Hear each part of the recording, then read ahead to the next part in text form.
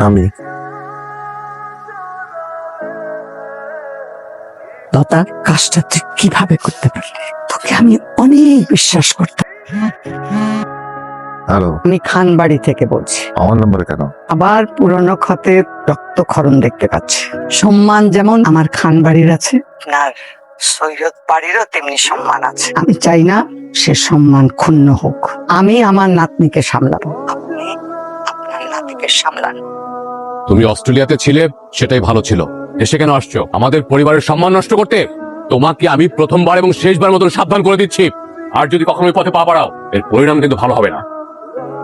আমার লতার সাথে কথা বলা দরকার। তুই যাবি আমার সাথে? না স্বাস্থ্য, তোমার যা ইচ্ছা তুমি তাই করো। ঠিক আছে, আমার কাউকেই লাগবে না, আমি আমার পথ খুঁজে নেব। আবিদ ভাই ডাকছেন কেন? সুমি, তুমি চিঠিটা একটু লতার কাছে পৌঁছে দিতে পারবে প্লিজ? আমি অস্ট্রেলিয়া ফেরত চলে যাচ্ছি।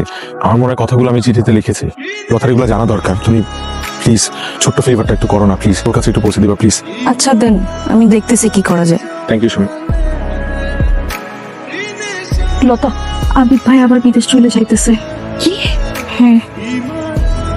আবিদ তুমি কি করে ভাবলা? আবিদ তোমাকে চলে যেতে দিব? রাত 12টায় আমি রেল স্টেশনে থাকবো। তুমি যদি না আসো তবে আমি কি করব জানি না। নতুন করে আবার দগদগে হয়ে উঠলো। এটা সৈয়দ মোরশেদ হোসেন, আপনি এই বিয়েতে রাজি থাকলে বলেন কবুল। এ লতা, ওর সাথে আমার কিছু কথা আছে, একটু বাইরে আসো। কি হয়েছে তোমার? আমার ফুপু আর তোমার চাচা যে কাজ করেছে, ঠিক একই ভুল আমরা করতে যাচ্ছিলাম। এটা ঠিক হচ্ছে? বুঝতে পারতেছি তুমি আমাকে বিয়ে করতে চাইতেছো না, তাই তো? তুমি জাস্ট একটা বার চোখটা বন্ধ করে চিন্তা করো প্লিজ। বলো, আমরা ভুল করছি না? কিন্তু আমি তোমাকে ভাবো না। শুধু মিল হলে কি সব প্রেম পূর্ণতা পায়? কিছু প্রেম তো অমিল পূর্ণতা পেতে পারে, পারে না? আপামনি, আপামনি আসছে।